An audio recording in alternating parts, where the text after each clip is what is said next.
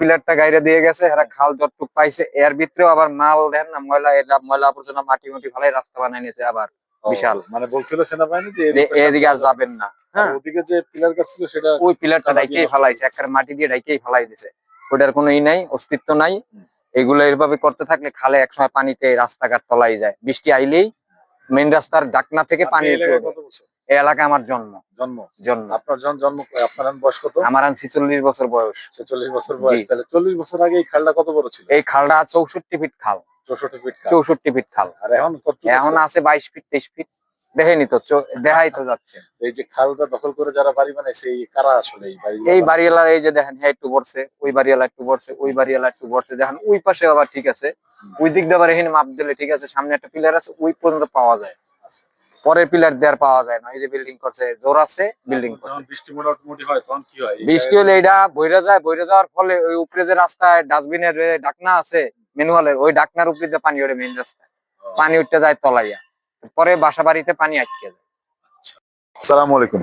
এই যে দেখেন কাফরুল এলাকা, এখানে ইব্রাহিমপুর কাফরুল কচুক্ষেত সংলগ্ন যে এলাকা, ঢাকা 15-র ভিতরে যে এলাকাটা পড়ছে, সেখানে প্রচুর পরিমাণে সমস্যা হচ্ছে মানুষের, জলাবদ্ধতার সমস্যা। এখানে রাস্তাগুলো প্রচন্ড ছোট। এই এরিয়াটা যখন বিল্ড হয়েছিল তখন মানুষ একভাবে চিন্তা করছিল যে হয়তোবা এটা একটা সাবার্ব বা গ্রাম অঞ্চল হিসেবে থাকবে। পরবর্তীতে দেখা গেছে যে এই এরিয়াটা অন্যভাবে ডেভেলপ করছে। ধরেন এটা যে একটা খাল ছিল, আমি শিওর এই যে খালের পাশে যে ফাঁকা জায়গা দেখতেছেন, এই ফাঁকা জায়গায় কোনো বাড়ি ছিল না, পুরাটাই খাল ছিল। কিন্তু যেহেতু আমরা মানুষ এবং আমরা কি করছি, পরবর্তী সময়ে এই ঠিক খালের মাঝখানে জায়গাটার কাগজ বের করছি, বের করে এখানে বড় বড় বিল্ডিং তুলে ফেলছি।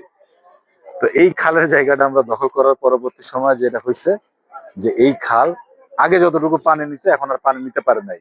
যেহেতু এখানে বাঁধানো একটা পাড় হয়েছে, তার মানে মোটামুটি ডেজিগনেটেড হয়েছে যে এটা একটা খাল। এই খালটার যদি যত্ন ঠিক মতো না নেওয়া হয়, এই খালটার ভিতরে যদি গভীরতা না বাড়ানো হয়, এই খালটা যদি মানুষ আরো দখল করে ফেলে, তাহলে কিন্তু এখানে আসলে পানি নামার জায়গাটা পাবে না। শুধু পানি নামার জায়গাটা পাবে না, এখানে আরো বেশ কিছু ব্যাপার আছে। যে এইখানে কিন্তু মশা হয়, মাছি হয়, আবর্জনা হয়। ওই যে দেখতেছেন ছোট ছোট নল থেকে বিভিন্ন বাড়ির হয়তো বা ময়লাটা সেখানে পড়তেছে। তো এইখানে এই মশা মাছি এখান থেকে ছড়ায় যায়, ছোট ছোট বাচ্চাদের গায়ে যেয়ে বসবে, তাদের খাবার যেয়ে বসবে এবং আমাদের বাচ্চাদের হেলথ নষ্ট হবে। তো এই খালটা ঢাকা শহরের জন্য খুবই গুরুত্বপূর্ণ, কারণ ঢাকা শহরে পানির জায়গাটা কমে আসতেছে। আর কাফরুল, ইব্রাহিমপুর, কচুক্ষেত এই এলাকা জন্য অনেক বেশি গুরুত্বপূর্ণ, কারণ জলাবদ্ধতা যত বাড়বে তত সিটি লাইফ নষ্ট হবে, তত আপনার ওয়ার্কিং আওয়ার যাবে। কাজেই আমাদের একটা মূল উদ্দেশ্য হবে এই খালটাকে ঠিক করা। আমি অলরেডি এই খাল যারা ম্যানেজ করতে পারে, দেশে বিদেশি 2-3টা পার্টির সাথে কথা বলেছি। দেশে বিডি ক্লিন যারা করে তাদের সাথে আমি কথা বলছি।